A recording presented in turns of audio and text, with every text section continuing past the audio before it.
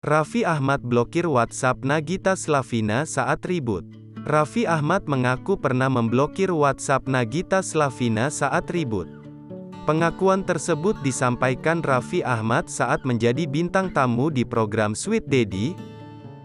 Awalnya, Nagita Slavina mengaku ketika ribut dengan Raffi Ahmad lebih suka menyampaikan lewat pesan WhatsApp.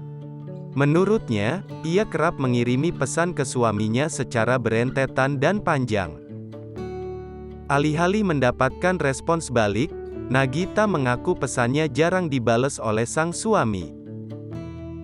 Bahkan, diakui Raffi ketika Nagita mengiriminya pesan panjang, ia langsung memblokir nomor istrinya itu.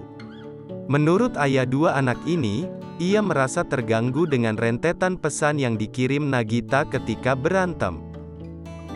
Apalagi, saat itu Raffi Ahmad beralasan sedang sibuk dan harus bertanggung jawab dengan pekerjaannya. Enggan menyelesaikan masalah dengan segera, Raffi pilih membicarakannya nanti ketika sudah di rumah. "Aku kan punya tanggung jawab kerja, kalau cuma ngebalesin chat kamu, mending nanti aja saat pulang bisa dibicarakan," tegas Raffi Ahmad, dikutip Tribun News, Minggu, 6/22/2022.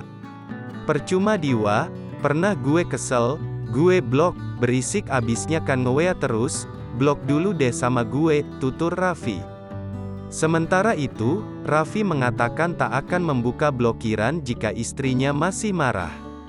"Entar kalau sampai rumah dia masih cemberut, belum gue buka bloknya," tandasnya. Dalam kesempatan itu, Raffi menyebut jarang bertengkar dengan Nagita.